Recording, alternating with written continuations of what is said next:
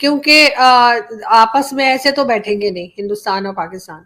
तो सुनने में यही आ रहा है कि यूएई की बात, क्योंकि भारत भी सुनता है और पाकिस्तान भी सुनता है, तो उनकी गवर्नमेंट दोनों को टेबल पे लाना चाह रही है। और ये बात तो बहुत पहले अगर आई डोंट आपने देखा है कि नहीं देखा है, तारड़ साहब का जो शो मेरे साथ था लास्ट टाइम, तो उन्होंने ये भी बताया था कि बाजवा साहब जब थे एज आर्मी चीफ, तब मोदी जी को पाकिस्तान बुलाने की बात भी की जा रही थी और किसी हद तक मामलात सेटल भी हो गए थे और यही हुआ था कि आएंगे और बातचीत करेंगे।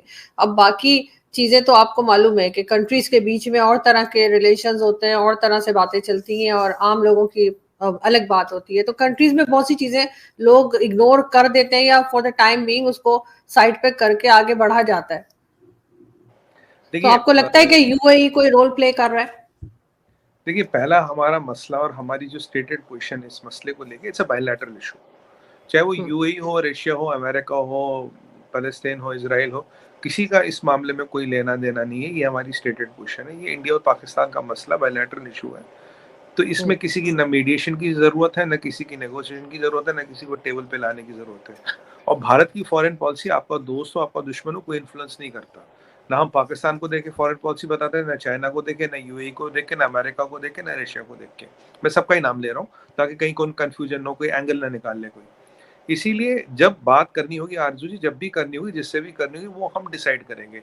कोई हमें ये नहीं बता सकता आप टेबल पे बैठ के बात करो। वो टाइम निकल गया, वो टाइम अब रहा नहीं। और जहां तक देखिए, मैं प्राइम मिनिस्टर मोदी को तो प्रेडिक्ट नहीं कर सकता, मेरी औकात नहीं है, बट जहां तक मुझे रुझान दिख रहे हैं, उनकी एक स्टेटेड पॉलिसी टेररिज्म को लेके।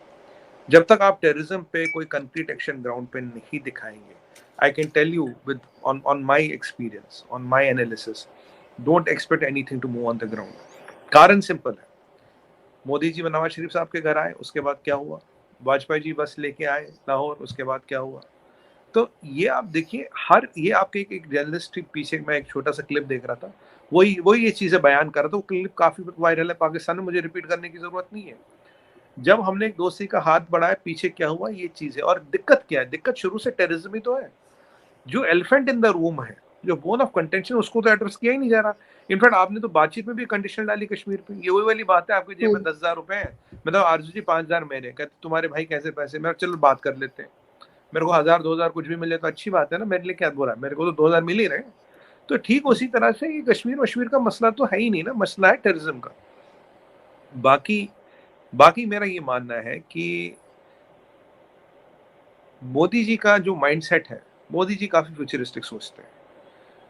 उन्हें पता कि पाकिस्तान की पोजीशन क्या है। और ये मैं आपको सच बताऊं, ये ट्रेंड मुझे करीब, शायद मैंने एक दो शो पे इंडिकेट भी किया था, मुझे एक ट्रेंड 1 महीने दिख गया था।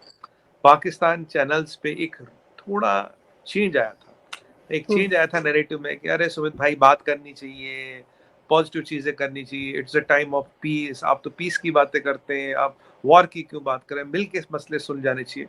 And I swear to God, I could I did not say it, but I could see कि ये चीज आने वाली है, कि एक दिन आएगा जी, हम बात करना चाहते हैं। सर मैं मैं ये तो प्रेडिक्ट कर, पिछले 2.5-3 साल से बोल रही हूँ, अगर मैं आप आपकी मेरे बात चैनल नहीं को कर रहा हूँ। देखें, मैं तो फर्स्ट डे से लेके अभी तक वही बात कर रही हूँ। मैंने किसी को देख के नैरेटिव चेंज नहीं किया है। नहीं, मैं और आपकी जो बात नहीं चीज कर रहा, गलत हुई है पाकिस्तान से वो भी मैं मानती हूँ। मैं आपकी बात नहीं कर रहा, मैं कह रहा हूँ आपके और चैनलों का नाम लिया मैंने, आपके बाकी हम्म। चैनल्स में आई could see the narrative changing. जब नैरेटिव चेंज हम्म। होता है ना, कहते हैं ना, कहते हैं जब जब बारिश या मानसून आने वाला होता है, पहले हवाएं ठंडी हो जाती है। तो हवाएं ठंडी होते हुए मैंने देखी थी, तो मुझे लगा बारिश वारिश आएगी, आने वाली हम्म। है। तो इसका मतलब आप सतर्क रहे, बारिश आएगी। और ये बारिश आ गई। फिर आज आज शहबाज शरीफ साहब का ये आ गया। हमें अब एक बार बताइए, क्या कोई गारंटी है आपके सिस्टम में पाकिस्तान की कि हम्म। जो शहबाज शरीफ कह रहे हैं, ये आसिम मुनीर भी कह रहे हैं, ये जरदारी भी कह रहे हैं, ये सब लोग जितने लोग हैं वो कह रहे हैं, और जो शहबाज शरीफ साहब कह रहे हैं, does he have the power and capability to implement it on the ground? क्या हमें गारंटी है 6 महीने बाद शहबाज शरीफ कुर्सी पे होंगे, नहीं होंगे? गारंटी कोई नहीं है।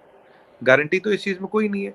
क्या ये कहना हम्म। झूठ होगा कि आज बातचीत करना आपकी मजबूरी है? आज आपको भारत की हेल्प चाहिए इकोनॉमी को खड़ा करने के लिए, और बिना भारत की हेल्प के आपकी इकोनॉमी खड़ी नहीं हो सकती, क्योंकि जितना आपने पैसे इकट्ठा किया है 3 महीने और चलेगा।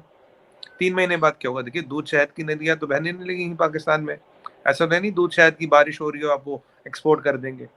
वैसे कुछ मुल्ले मौलाना साहब का आइडिया तो बहुत एक्सपोर्ट करने की चीज है, वो खाली उनको उन पे नहीं जाते आज। तो चीज क्या है, देखिए इकोनॉमिक रिवाइवल प्लान है नहीं। अब you are trying to use India's friendship और इंडिया स्टॉक्स और India relations to your advantage.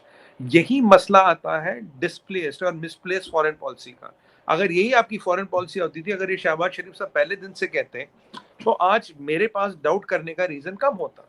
अगर बिलावल भुट्टो जरदारी यही कहते तो मेरे पास रीजन कम होता डाउट करने का। ये बताइए, अगर ये बात करनी है तो बिलावल भुट्टो जरदारी अपना स्टेटमेंट वापस लेंगे क्या? Will he apologise for his statement what he said? He will not, क्योंकि वो डिप्लोमेटिक डिजास्टर हो चुका है। मतलब आरजू जी, मैं सिर्फ एक लिमिटेड पॉइंट रखना चाहता हूँ ना, ये डिटरमाइन नहीं करेगा ना आज मेरी जरूरत कहाँ, आज मेरा फायदा किस में है, आज क्या चीज मुझे सूट करती है, वो उसके हिसाब से दुनिया चले। दुनिया वैसे नहीं चलेगी। आपका आपका action is greater than your intention. In case of Pakistan, अगर आप 4-5 चीजें ऐसी करके हमें दिखा दो तो हमें लगेगा नहीं यार, पाकिस्तान का एक्शन और इंटेंशन अलाइंड है। अभी एक्शन और इंटेंशन तो ये देखिए मुट्ठी है, दाया हाथ ऐसे है, बाया हाथ ऐसे, मैं इसको बंद थोड़ी कर पाऊंगा। ये तो दोनों हाथ ऐसे है ना तब मुट्ठी बनेगी। तो दाया हाथ बाया हाथ तो बंद ही नहीं हो रहा ना। और देखिए आसिम मुनीर साहब तो बिल्कुल शांत है, कोई स्टेटमेंट नहीं आया। अब बाजवा साहब की वीडियो आ रही, दुबई में घूम रहे हैं, हवा हवा खा रहे हैं, अच्छी धूप सेक रहे हैं अपने बेटे के साथ। अब यही बात है ना कि पाकिस्तान में कौन प्लेयर कब तक है, कितना कंसिस्टेंट है। लेकिन आज सर हम देखें, आसिम मुनीर साहब, एक तो पहली बात तो ये कि वो अभी आए, और दूसरी बात ये जो आते ही उन्होंने जो एक इम्प्रेशन देने की कोशिश की है, जो कि आई एम श्योर कि बहुत से लोगों को नहीं भी वो चीज सही लगी होगी, लेकिन उनका ये कहना है कि जी शहबाज शरीफ साहब प्राइम मिनिस्टर है, हर जो डिसीजन है वो उन्हीं की तरफ से आना चाहिए, ना कि आर्मी चीफ की तरफ से। अब ये और बात है कि हाँ, उनको आशीर्वाद जरूर हासिल होगा एजेंसीज का और आर्मी का, तभी उन्होंने ये बात की है, वरना शहबाज शरीफ साहब ये बात नहीं कर सकते थे जब तक आगे से ओके ना हुआ होता। तो मेरे ख्याल में उन्हें कहीं ना कहीं से परमिशन तो है ये बात करने की इंडिया के साथ, जो उन्होंने कही है। देखिए आरजू जी, अगर आपके यहाँ बात करें तो आपके यहाँ तो फौज की जो फौजी फाउंडेशन है, तो उसमें भी तो 4 ब्रांच है ना। देखिए, एक तो हमें फौजी फाउंडेशन तो पता है, बाकी शाहीन है, अस्करी है, बहरिया है, ये भी तो फौजी फाउंडेशन जैसी बड़ी है। अगर इनका हिसाब, ये तो लिस्टेड भी नहीं है, अगर इनका हिसाब किताब जोड़ा जाए तो ये भी तो $multi-billion मेकिंग मशीन्स हैं। अब इस $multi-billion मेकिंग मशीन को अभी रॉ मटेरियल, फूड सप्लाई सबकी जरूरत है। अब इस $multi-billion मेकिंग मशीन को अपने मफाद और इंटरेस्ट देखने हैं, तो आपने शहबाज शरीफ साहब से बोल दिया फिलहाल एंगेज कर लो। एक डिप्लोमेसी में टर्म होती है टैक्टिकल एंगेजमेंट। फिलहाल टैक्टिकली एंगेज कर दो, बातचीत की बात करो, थोड़े इंटरनेशनली नंबर अच्छे बन जाएंगे और थोड़े देर भारत में के सामने एक स्मोक स्क्रीन रखेंगे। पर अगर आपका ये इंटेंशन है तो ये जो क्या नाम है इसका, सलाउद्दीन सलाउद्दीन को हम हवाले कर दीजिए, 10-15 जितने बड़े टेररिस्ट हैं इनको हवाले कर दीजिए। बोले ठीक है जी, आप हम इनको हवाले करें, हम इनको यहाँ से डिपोर्ट कर रहे हैं। आप डिपोर्ट करिए तो एक बहुत सॉलिड पॉजिटिव एक्शन हो जाएगा। नहीं, पाकिस्तान रियली मीन्स बिजनेस। पर आप कुछ करेंगे नहीं ऐसा, ये तो मैं भी जानता हूँ आप ऐसा नहीं करेंगे। सर आप भी अभी तो जानते बात हैं शुरू हुई है ना, सर अभी तो बात शुरू हुई है ना, और मेरा ख्याल है कि जिस तरह की आप बात कर रहे हैं, जो मतलब काफी वैलिड बात आप कर रहे हैं, तो इस किस्म के पॉइंट्स फिर भारत की तरफ से आने चाहिए। मतलब मैं जैसे आपको बताता यहाँ हूँ। से नवाज शरीफ साहब ने कहा है, तो आपकी गवर्नमेंट की तरफ से फिर ये जो भी वो बात सही समझते हैं, शर्त समझ लीजिए या कुछ भी, वो एक आना चाहिए, एक लिस्ट आनी चाहिए पाकिस्तान की तरफ कि ठीक है ये कर लो। तो फिर मतलब, मगर ये वही वाला काम है, वो जो आप क्या कहते हैं ना नौमन तेल होगा ना राधा नाचेगी।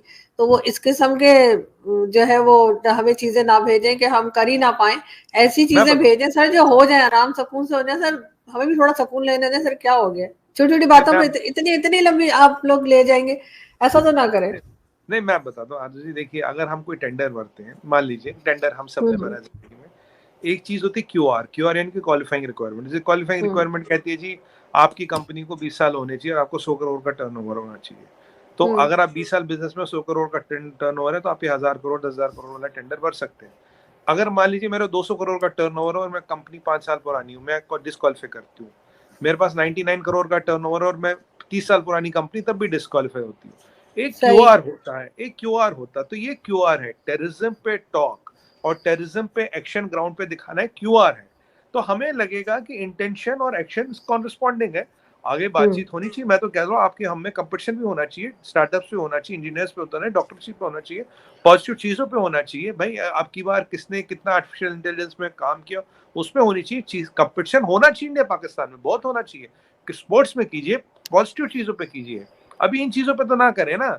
और देखिए मैं कसम सर से थोड़ा सा स्पेस तो देनी पड़ेगी ना सर, ऐसा तो नहीं हो सकता कि आप जो है वो कहें कि जी 1 to 10 ये सारी चीजें होंगी तब हम बात करेंगे, सर ऐसा तो नहीं मैं होगा कह रहा ना, हूँ कहीं ना कहीं छोटा थोड़ी सी लचक तो दिखानी होगी सर, थोड़ी सी स्पेस तो देनी छोटा सा होगी। स्पेस आप कह रहे हैं ना। हाँ। सलाउद्दीन कश्मीरी है, हवाले कर दीजिए।